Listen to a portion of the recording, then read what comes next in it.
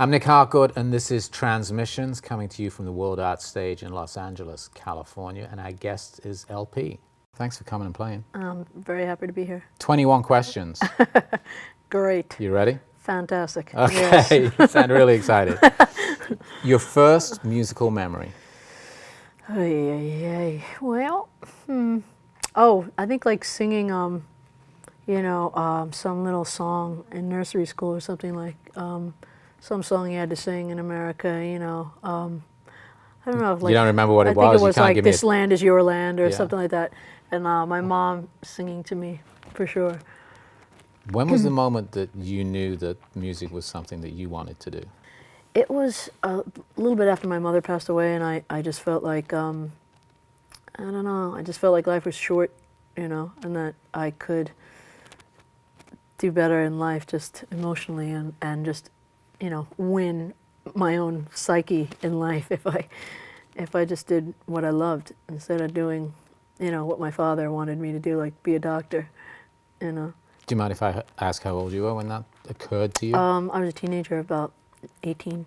And had you already been doing music but not thinking it was something? No, yeah, I mean, I sang. I knew I was good at singing, but I did a lot of different stuff, and I was decent in school. And I have an older brother who's a brain surgeon, so that's the kind of family I kind of came from. Like, Wow. It was very much about academics, and What was your first musical instrument?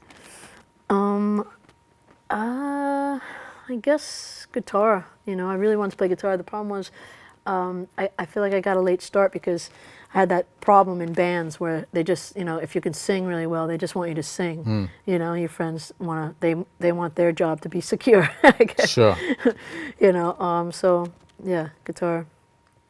Do you remember the first song that you sang or played, apart from the On guitar? nursery rhyme? Yeah. Geez, on guitar, probably Hard Day's Night. Yeah. Who's your favorite artist, dead or alive, that does what you do? I guess one of them, I have so many, you know what I mean? It's hard to do a definitive, like, that guy or that woman. But I feel like Robert Plant kind of really, I like how he gets really possessed. We were just Not talking about like- Robert Plant before we not- started rolling cameras. nothing Yeah, on it's the what we were flat talking about. stomach, Yeah. right? Yeah. It's the guy who plays him on vinyl that I really think is the guy, though. Robert Plant's got a unique voice, obviously. Is that Yeah. why? Yeah, he's got a unique voice, and he just epitomizes, like, that kind of rock and roll, like, lost in it, kind of completely, like, taken away by the rock, gods, I guess. I don't know, I just, like, there's something, and it's just, like, it's such a sexy band to me. I just always... Zeppelin. Yeah. I've had the opportunity to interview him a few years ago now. Right. And I just can't get his character from Almost Famous out of my head whenever I think about Robert Plant. Really? Yeah. Oh, wow. Up on the rooftop. and Oh, that. Yeah. Yeah. Is that... That's supposed to be him. That's him? Yeah. I mean, there were a lot of drugs involved. Yeah. I mean, so I don't want to, there's nothing, I can't really say, like, hey, If you didn't do this. drugs? Sure. If you didn't do drugs, because you're high now, obviously. No. If you didn't do what you do, if you didn't sing, play guitar, ukulele, Yeah. what would or could you do? I probably would be a doctor, to be honest with you. I mean, I found it interesting. I hated school, but, I don't know. And I also think I might have gone back to it. I might have done something else, like something random, business-wise, and then been, like, gone back to school and been a doctor, just because I would have been like, I don't know, I feel like music helps people, and I like to be involved with, like, people's well-being, so I'd like to do something along that line. What's your idea of happiness? Well, I think having people around me, first and foremost in my life, in my personal life, that make me feel at ease and and that I'm safe and happy, and just really good friends, and wine, women, and song, basically. Say no more.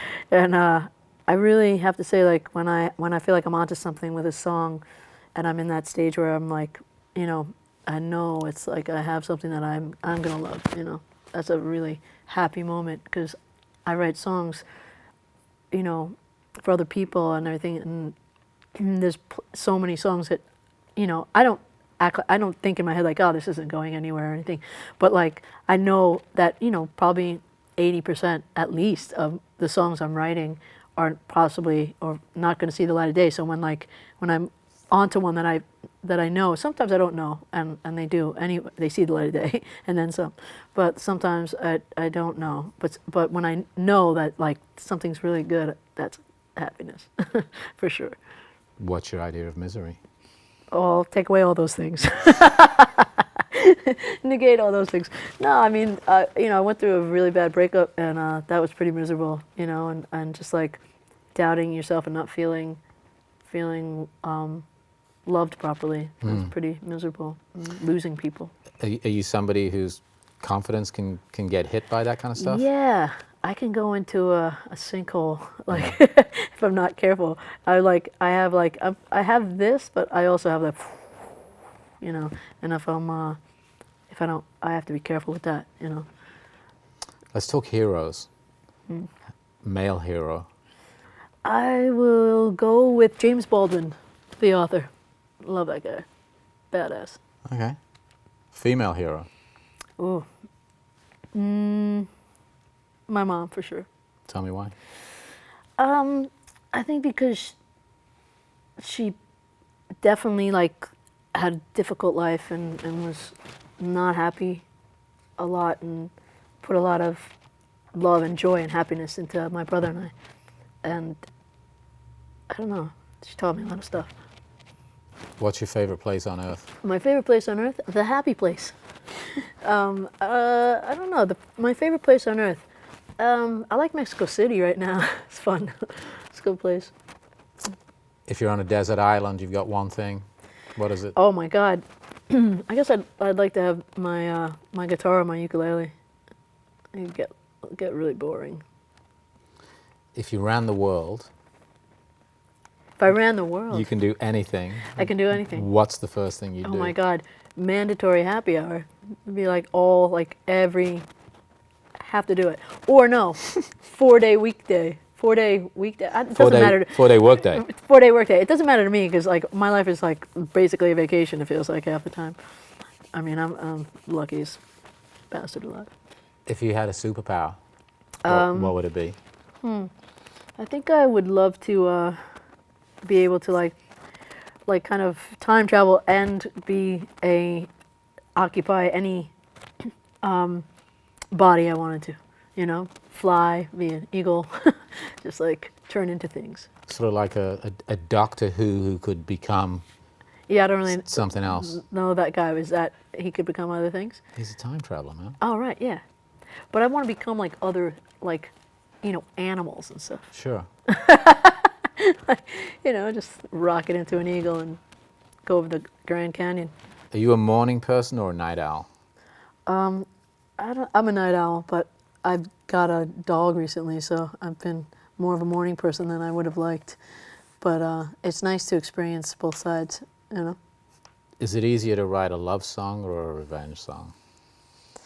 I think when you have something actually real to write, like a revenge song, it's easier, you know. If you're like making it up, like sometimes, you know, you're not feeling those emotions, you can I can go really deep on them. Do you work shit out those through your lyrics? Yeah, for sure. Yeah. I mean, actually, probably the happy song is the easier song because when I'm stoked, I can, you know, but I feel like it really depends on where I'm at and what the experience is, where I need to process things. You know, like sometimes when I'm in the thick of like being super happy or super sad, I can't articulate properly musically or lyrically. Digital or analog? Well, I think, you know, analog is great for when I'm actually recording, but digital is so helpful in the writing game, you know. It's like we were saying earlier about like adapting, you know. It's like I could go all day long about, yeah, vinyl, but you know, I mean, it's like it's not like, you know, the speediest operation in the world. I'm glad they both exist. Do you have a preferred program or system that you use? I mean, they pretty much go between Logic and Pro Tools. Depends. Do you have a before show or before recording a studio ritual when you're about to create? I mean, I have to do vocal warm-ups, you know. I studied opera and stuff, so I have like scales, and there's this half hour that I absolutely have to do. Like, I have that crazy nightmare that you get when you have to like go on stage and I can't find my phone to like do my warm-ups, and I'm just like, man. Yeah, so I have to warm up. But other than that, like, once I warm up, I can hang with people, I can do whatever. Have you ever seen anything backstage or on the road that you wish you hadn't? I think I sometimes see people like not in being grateful for what they have, you know. When I see like expand on that a little bit. You don't have to give names, but no, but people I think get like a little bit bogged down with like, oh, and this this is not right, or this is hard, or, you know. And I think that, like, I mean, I've had, you know, myself to deal with a lot of like, you know, pretty janky situations, and when I see people that, you know, have it good at, or a little like, you know, kind of, oh, this is happening, I'm just like, I don't like to see that. It bums me out. What's the title of the movie of your life? The Longest Winding Road. Who knows? What's your current state of mind? I feel good. Good. Yeah, I feel really good. Cool. I'm just, I feel really lucky and good. Because you've been talking to me, obviously. So. Oh, yeah, man. Yeah. It's blowing out of you. Thanks. Thank you. Thank you, man. Thanks. Sweet.